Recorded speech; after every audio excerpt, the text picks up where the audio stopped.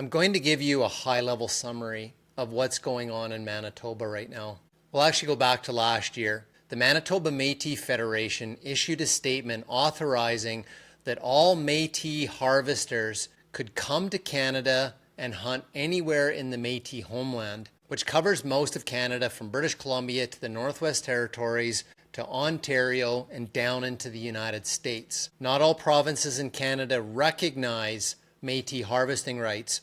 In British Columbia, Métis hunters are required to have a provincial hunting license. In Manitoba, Métis are allowed to exercise their hunting rights within established zones. The Manitoba Métis Federation has their own laws and policies for hunting.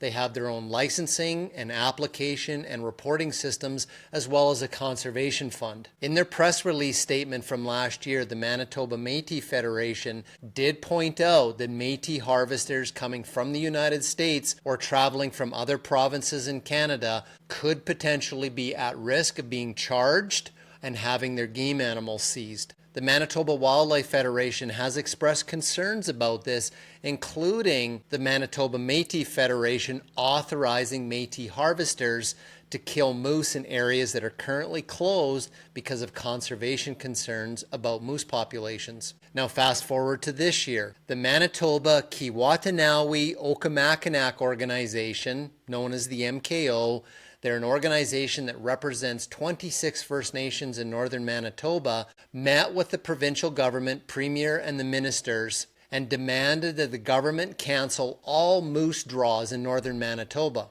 Later in the springtime, the provincial government announced that it was cutting back on licensed resident moose draws by 75% in 4 northern Manitoba wildlife management zones. Since then, the Manitoba Wildlife Federation has gone to the Manitoba courts asking for a judicial review of this decision. Then this summer, the Manitoba Lodge and Outfitters Association released a statement saying that outfitters in northern Manitoba are going to have their moose allocation cut by 50% starting next year through till 2029. The Manitoba Wildlife Federation has also issued another statement expressing its concerns that the Manitoba government is going to allow Métis harvesters to harvest outside the established harvesting zones in Manitoba, and that the government has told the Conservation Officer Service not to charge Métis harvesters hunting outside the established zones. On top of all of this, a Cree Nation in northern Manitoba has sent a letter to the provincial government demanding that the provincial government eliminate Métis harvesting rights in its traditional territory. On top of all of this, the federal government is proposing to use the National Parks Act to establish an Indigenous protected conservation area